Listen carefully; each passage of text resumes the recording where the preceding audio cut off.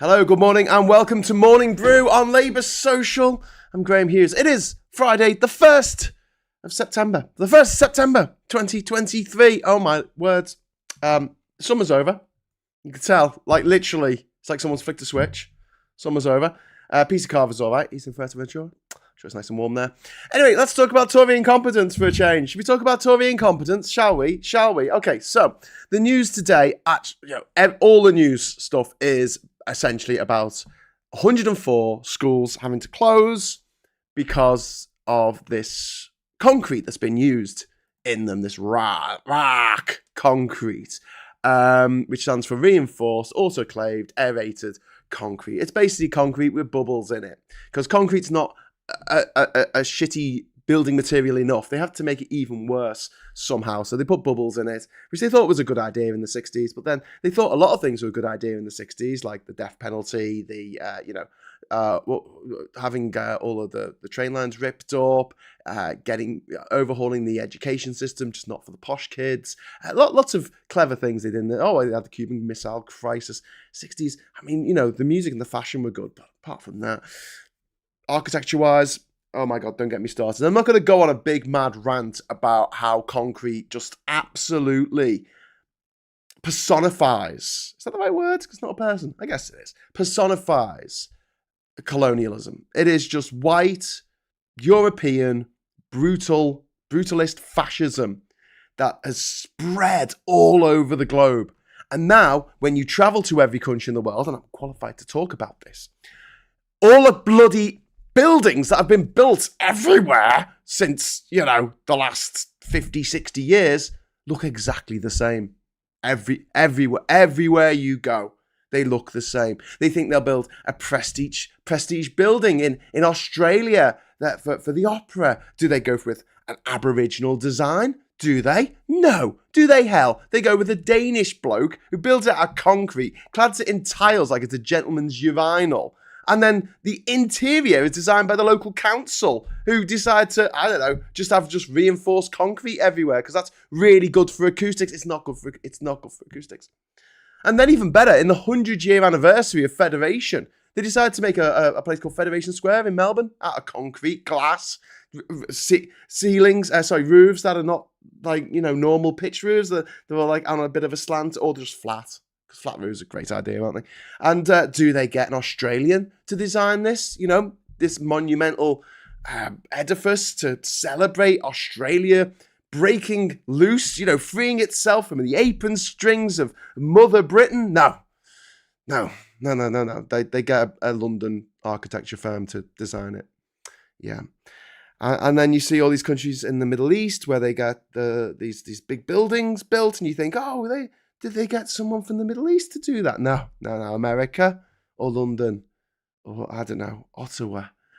And it's like, well, why don't they get local people to create stuff out of local materials using local design motifs that have been built up over, and structures that make sense in that environment? But now you can pick up a building that has been built pretty much anywhere in the world in the last 60 years, pick it up, drop it into another city on the other side of the planet, and no one will bat an eyelid. The HSBC building in London, you think that's unique? Canary Wharf, do you think that's unique? Beetham Tower, the Beetham freaking Tower in Manchester, do you think that's... I said I wasn't going to go off on a big rant about concrete and brutalism, but there you go, you just had that, so you can keep it. Let's go back to schools. So schools are crumbling because of the shitty concrete that they use to build these schools. This isn't the headline. This is the headline, okay? I'm gonna share with you in the chat, because I love you. I'm gonna share something there. There you go. This is an article that I'm just gonna have a quick look at. Crumbling schools. DFE promises to publish data, but not just yet. This is from the 24th of May this year. Data showing the conditions of school buildings will be published before the end of the summer recess, the Department of Education has said. So, the last day, pretty much, almost. Government ministers defeated an opposition day debate in Parliament on Tuesday evening, May the 23rd this year, a Labour-led motion forcing the DfE to publish data from school building surveys carried out, here's the important part, carried out between 2017 and 2019. Am I living in some... Sorry, can we just roll that back again? I'll just say that again, so the words coming out of my mouth, make sense to me. Surveys carried out between 2017 and 2019. 2017, ladies and gentlemen, was 6 years ago. 6 years ago. 6 freaking years ago. A survey carried out 6 years ago. And we found out the results from surveys that were carried out in 2017 yesterday. Yes, yesterday. And do you know what they said? You do know what they said, because it's all over the news. 104 schools will not open next week, as was scheduled, because the schools might collapse on the children inside the schools and kill them.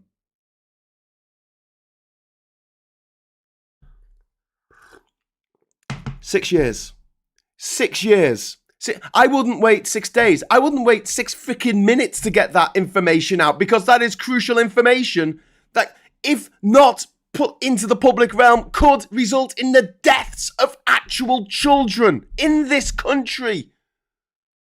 I'm sorry, I know I shouldn't be this animated this early in the morning, but oh my God. Do you know anyone who votes for these people? Do you still know anyone who's supporting the Tories? Can you point this out to them? 6 years, guys. 6 fucking years.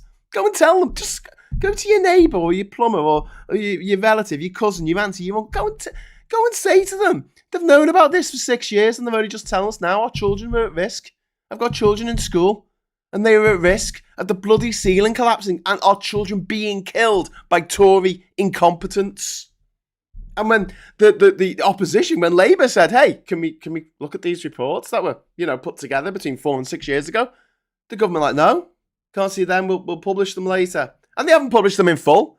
There might be more schools. There might be hundreds, maybe even thousands of schools that need immediate remedial action taken because they're made out of this bloody shitty concrete that we shouldn't be making things out of in the first place, but we did. So let's make the best of a bad situation. This is the coming together of possibly all of my bugbears, or my personal bugbears, like the absolute just disregard for the safety of children in state schools, the absolute disregard of the environment, the context in which a building is built anywhere in the world. The reason why AI is always going to be a bit off is because it's got no idea about context. It takes a child years to understand context. And some people grow up and become architects still with no idea about context. I don't know what's going wrong there, but they have no idea that putting a big concrete Rubik's Cube in the middle of a piazza that's surrounded by beautiful old buildings from the Renaissance, it might look a bit out of place. Context. Maybe, I'm going to go out on a limb here.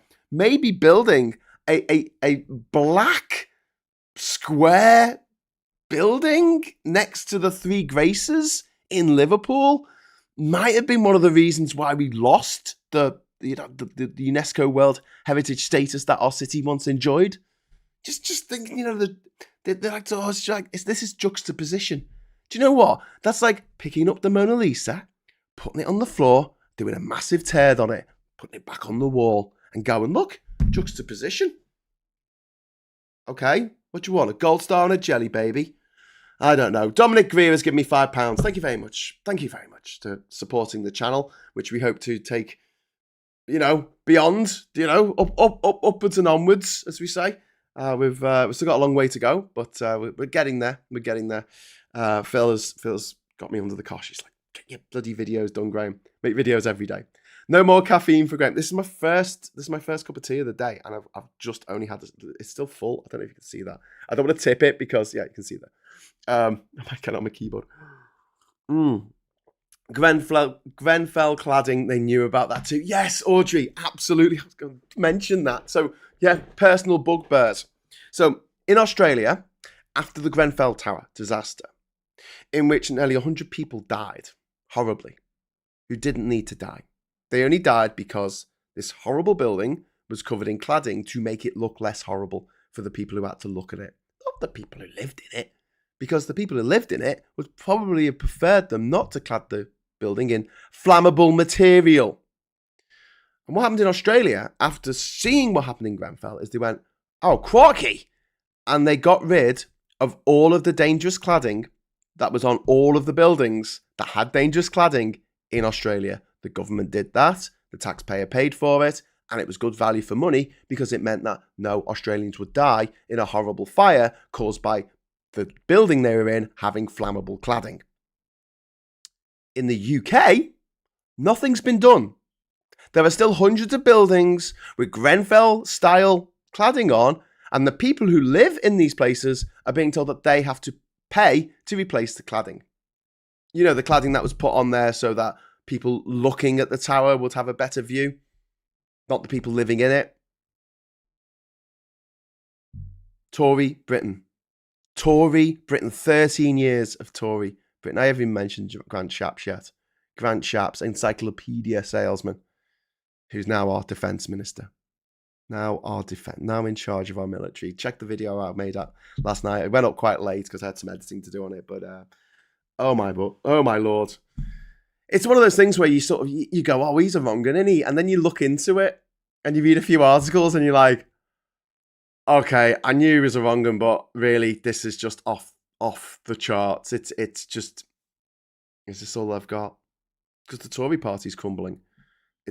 Emily Thornberry said yesterday when she'd been interviewed about it, she said, you know, they're just reshuffling the this is Grant Shapps' fifth cabinet position in 12 months. Fifth cabinet position.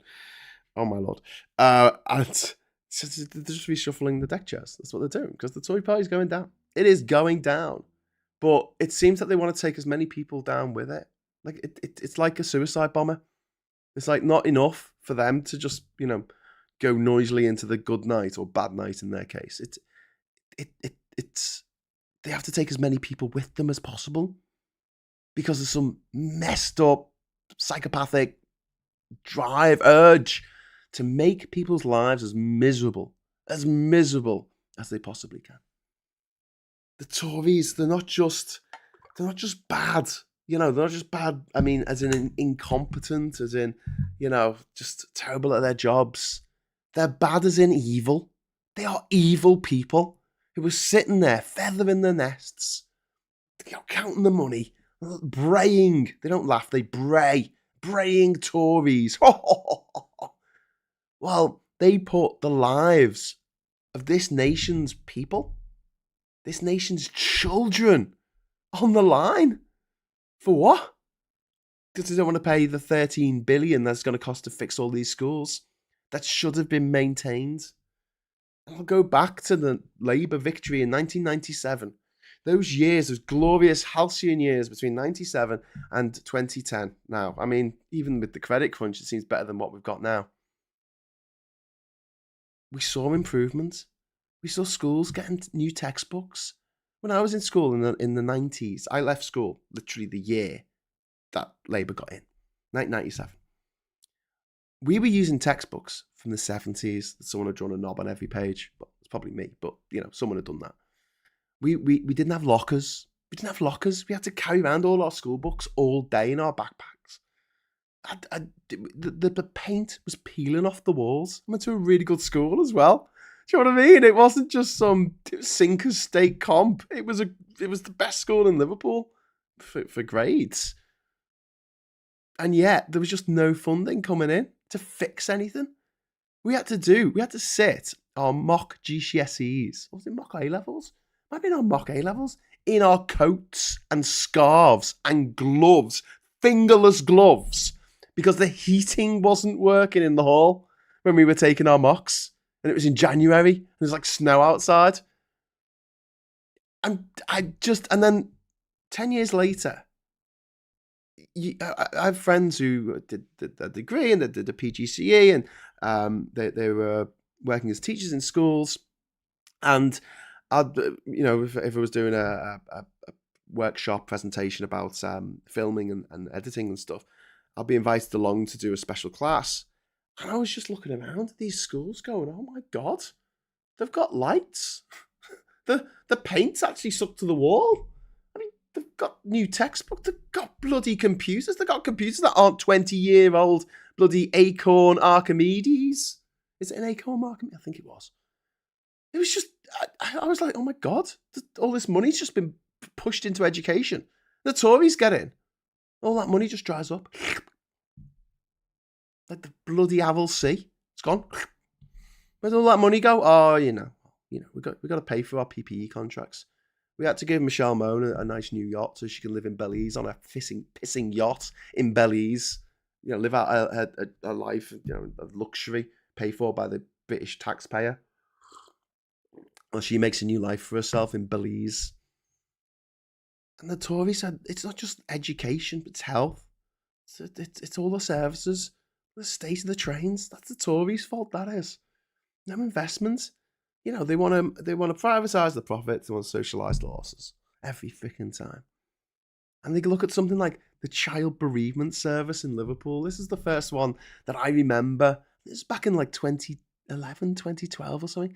And they had to get back the child bereavement service, which was a counselling service for children who had lost a parent or two parents. I mean, we haven't got the money for that.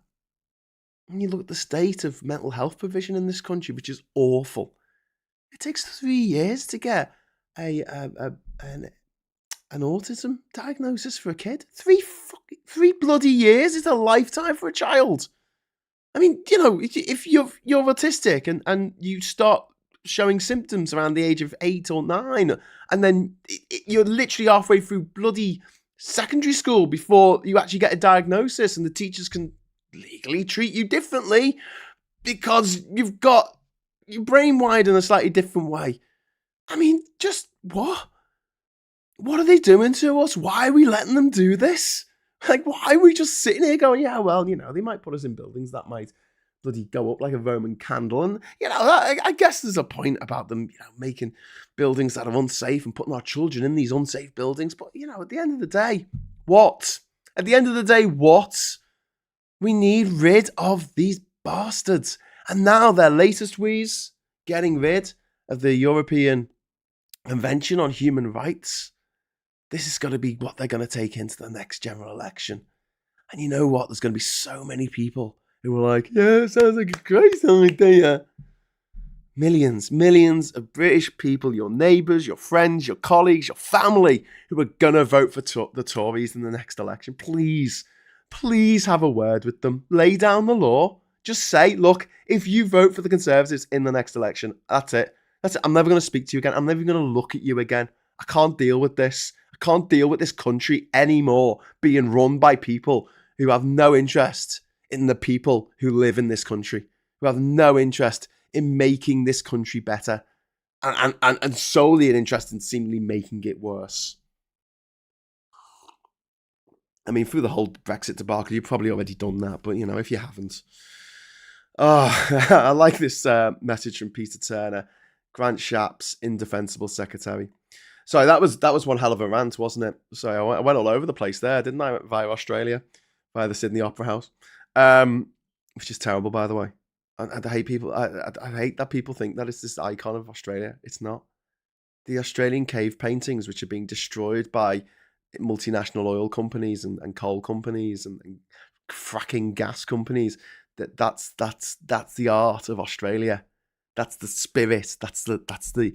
When you think of Australia, right? Here's a question for you. What do you think of? Do you think of kangaroos? Do you think of boomerangs? Do you think of like line paintings with dots? Yeah, that's all that stuff. I mean, kangaroos were there indigenously, but that's indigenous Australia. Australians want you to think that Australia is having a beer with a barbecue. And I'm like, I'm pretty sure we do that in the UK. Pretty sure they do that in Denmark, mate. They do that in America and Canada. And they do that in Trinidad and Tobago. I know. I've been to a barbecue in Trinidad and Tobago. And that's what happens. It's not uniquely Australian. The things we think of as uniquely Australian, the didgeridoo, they're indigenous. The Sydney Opera House was dropped by Europeans, by white Europeans, by white, privileged, probably privately educated Europeans on Australia, and I hate it. I'm sorry, I've actually been inside it. I went to see the Dalai Lama. Dalai Lama, God, he fell off the morality chart a few months ago, didn't he? I went to see the Dalai Lama speak there, and I was quite shocked because you only see it from a distance, and from a distance it looks all right, I guess. Grown up with it, it's always been there. But close up, it's terrible. It's literally white tiles. So the white tiles you have in a gents' toilets that was built in the 60s. It's covered in those tiles. It's like, what? Why? What is this? And then inside, it's so echoey. And what they've done inside, because it's all concrete, so it sounds like you're singing in a multi-story car park. But so what they've done is to try and deaden the sound. They've put carpet on the concrete. They've literally stuck it on with glue. And I'm like, this is awful. This is supposed to be the prestige building of Australia, and it's shite. And it wasn't long. I mean, it was about 20 years ago now, but it wasn't long after I had gone to the Taj Mahal in India, which is just, the line about it is it's a teardrop on the face of eternity. And it is. Like, the Taj Mahal gets more impressive the closer you get. The more you actually go and see that it's all marble. It's got words all over it written in Arabic, and it's actually inlaid black marble. So they've cut out the white marble and they've inlaid these pieces, and it's perfect. It's perfectly symmetrical. There's so much work and design and human endeavor went into it. It's just, and then to go from that to the Sydney Opera House, and they're like, "Oh, this is the best building in the world." I'm like, "It's not. It's really not." And I know architecture is subjective. I know it's subjective to some degree, but I don't like the colonialist attitude of, hey, here, have some concrete. This stuff has no memory. It has no story. A stone has a story. A brick has a story. Concrete has no story. Glass has no story.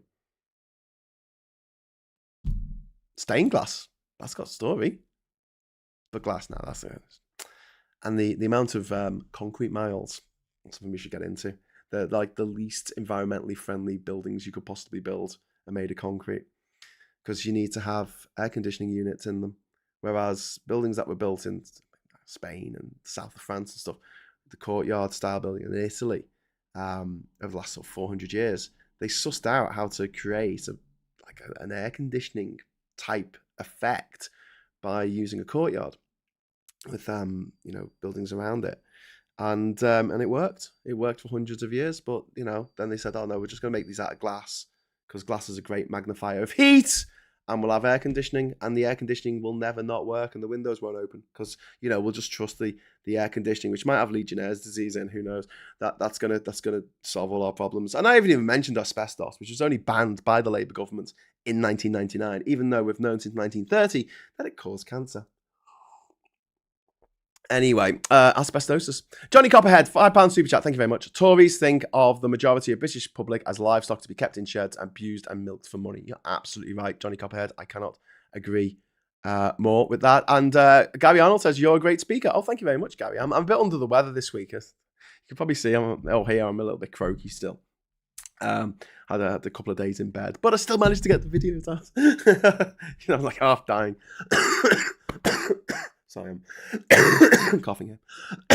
Just give me a moment. Theresa May, 2017. The Theresa May rehabilitation show. I did a video about her earlier in the week. Oh my God. It's like, I wasn't as bad as the people who came after me. There was a comedian, I've forgotten who it was, but just Pod Save the UK. I can't remember his name. And he just said, Theresa May trying to rehabilitate her image. It's like someone punching you in the face and then kicking you in the nuts and you're thinking, oh, well, I'm reminiscing fondly about the days when I was only punched in the face. So that was great. Cheers. We pronounce Taj Mahal wrong. It's Mahal. Place is pronounced Mahal. Mahal. And inherent to all that is consonants and more pronounced as a U. Oh, sorry, mate.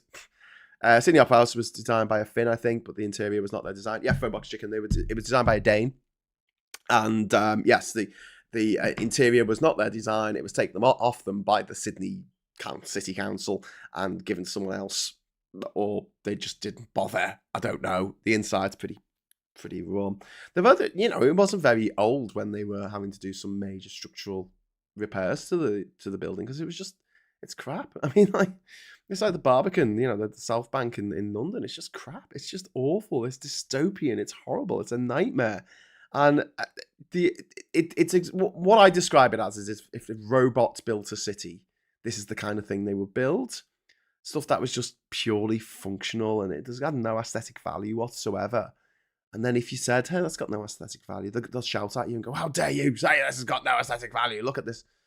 And I compare it with not just the older architecture, which was much, much better, but also Gaudi, the architecture of Anton Gaudi, which I thought was fantastic in Barcelona. And he used concrete. He did, but he made it all look good. He put some effort into it. Let's put it that way. And it felt right for Barcelona. I think if you put the Sagrada Familia anywhere else, it'd probably look a bit out of place. But that's the Barcelona look, and good for Barcelona. I quite liked Art Deco. That was in hindsight, I see it now as like they took some of these beautiful Art Deco designs. If you've been to Napier in New Zealand or in Miami, in fact, some fantastic buildings which are made of concrete, which, okay, hats off to them. They made it out of concrete, but they made it look really nice. There's not much left of stuff designed by Macintosh up in Glasgow, because the art building was obviously burnt down twice. There was just a bit of a shell at the moment. But he designed the frontage of a few cafes, but I think there's only one left now that actually still has his design. A lot of it was ripped out. He did the interiors. A lot of that was ripped out. It's sort of been replaced, but some of it's still not there. But yeah, I mean, he used concrete as well. So, when I say, oh, bloody concrete as a material, it can be used. Port Merion in Wales, that has loads of concrete in it. But it can be made to look all right, I guess. What I'm saying is, but the way we just look at buildings and look at what they're for, it's just like so functional now. And I find that totalitarian. I find that fascist. It should be more than that. It's our built environment, and I think it should be beautiful. And the same reason that I don't really want cars in city centres. Piss off, cars. Freaking walk. Oh my God, there was a story on the news yesterday about this guy who was complaining about ULEZ. And he said, I've had to walk because of ULEZ. And everyone's like, yes. that's what you're supposed to. That's what you're supposed to do. Anyway, Andrew AB, thank you very much, AB, for the £2 for Lemsip. Cheers, mate. I will get some more Lemsip. Do you know when you're ill and you cough, and when you cough, your back hurts? Do you ever have that? I've got that at the moment. It's horrible. I found Singapore very soulless. I was only there overnight. For Mox Chicken, there is one building. They call it the Gotham Building. That's not its official title. But there's this amazing like Art Deco building that they built in sort of central Singapore, which is really cool. Like, again, it's concrete, but it's clad. The Liverpool Liver Building, the famous Liver Building, that's concrete. That's a concrete building. It's just clad in limestone. The famous Anglican Cathedral in Liverpool, the one designed by Giles Gilbert Scott, the guy who designed also Battersea Power Station and other famous buildings around the UK. His building is concrete. It's just clad in red sandstone taken from the quarry next door to the cathedral. But it's actually the interior. If you climb up into the bell tower, you'll see that it's actually concrete inside. But you don't see that unless you actually go into the nooks and crannies. And okay, yeah, that's a building material. I guess, okay, let's build stuff out of it. But there are ways of making it look a lot better. If I had my way, I'd just demand that. I want to see local architecture designed by local people, made out of local materials that haven't been transported halfway across the world from Israel, Middle East, other places. which I just find ridiculous, which is what we do with concrete. Colin Baker, £1. Finish this sentence. At least Grant Shapps is mortal. Therefore, one day, he will no longer be with us. That's about the best thing I can say about him. Parkview Square, Singapore. Is that it, Vendetta? That was cool. Did you know that? Was that good Googling? Wales Millennium Centre faced with concrete Welsh. Centre faced with Welsh slate. Yeah, I mean that's something that I know some architects are trying to do these days, of trying to make something look a bit like like it should be in where it is. But I take real exception because I was in Manchester in the 90s when they started building these horrific towers, the Beetham Tower being the worst, and they're just so ugly. They're just so damn ugly. Like the Beetham Tower, from a certain angle where you're driving towards it down Princess Road, is it Princess Road, Princess Street, Princess Parkway, maybe. It looks like it's been blown out. It looks like it's been blown up. It looks like it's had a nuclear wind rattle through it because of the angle of the windows. It looks like they're all broken for some reason. And then it's got like a fence on top of it, which looks like it might fall. And the whole thing makes me feel uneasy because it's kind of shaped like an elongated comma. So it's got like a smaller base, and then it just has a step out and goes up. And I feel like it's going to tip forward, and looking at it makes me feel uneasy. It's a bit like there's a filter on TikTok that some women use, or some men use, I guess, but I've not seen men use it, where they try to make their eyes bigger using this filter. And what it does is it doesn't quite keep their eyes in the same place in every frame. It doesn't quite track perfectly. And so their eyes are slightly, just by a pixel on the screen, they're just moving of their own free will, like this, they're like floating in their face. And honestly, it makes me feel queasy. I can't watch those videos. I'm like, what? I don't know what it is, but there's something about that uncanny valley, that feeling of, like if I'm not particularly scared of heights, but like, you look over like from really high up and you kind of get that feeling in your stomach of like, ugh, that's the way I feel when I see that filter on TikTok, or when I see the Beetham bloody Tower in Manchester. It's horrible.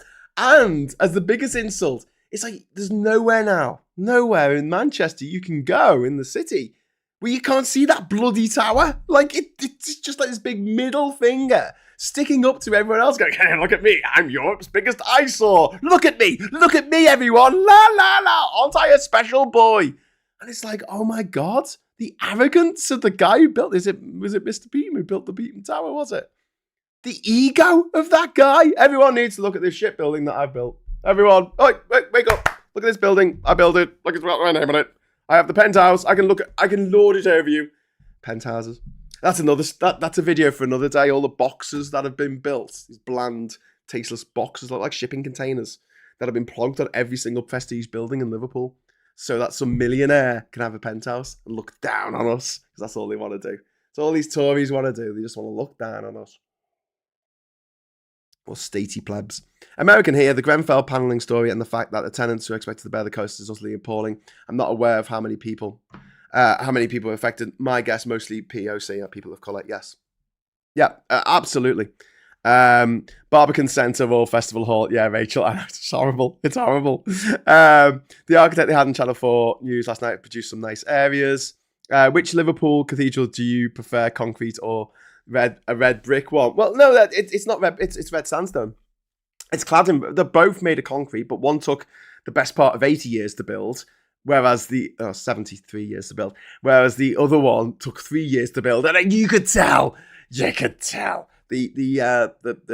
design for the Lutyens Cathedral, which was going to be the Catholic Cathedral, it's just off the charts. It was going to be insane. It was going to be absolutely nuts that we were going to have this cathedral in Liverpool. But then we had the war, and then the Catholic Church decided it didn't have any money. All right, mate, if you say so. I read the same. I get the same nausea when there's an advert which repeats frames forwards and backwards repeatedly. Makes me feel sick. That's interesting, Rob.